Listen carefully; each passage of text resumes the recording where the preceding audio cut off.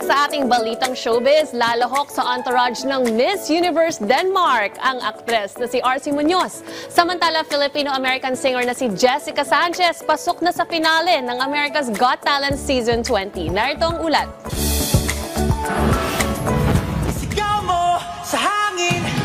Nakatakdang sumama si RC Munoz sa entourage ng Miss Universe Denmark. Itinalaga ang singer-actress bilang Head of Empowerment and Sustainability. Inanunsyo ng Miss Universe Denmark na si RC ay bahagi ng Official Council Committee na magsusulong sa women's empowerment at mga hakbangin na magsusulong sa environmental efforts.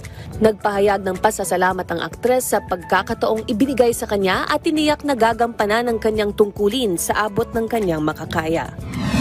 The first act going into the final is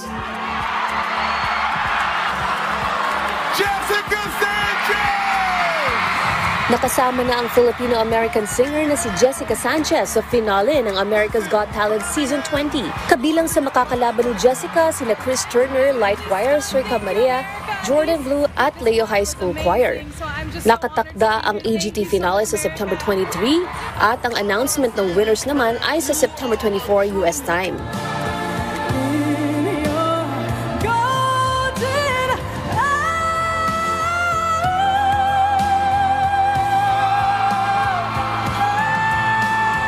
Kahit kabuwanan na sa pagbubuntis, tumaban pa rin si Jessica sa semis sa pag-awit ng kanyang bersyon ng pagbirit ng kantang Golden Hour ni Jake.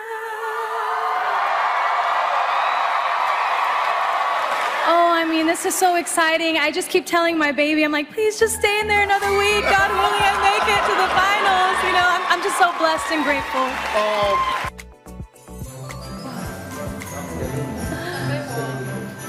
At yan ang ating ulat showbiz. Ako si Ice Martinez para sa Bayan.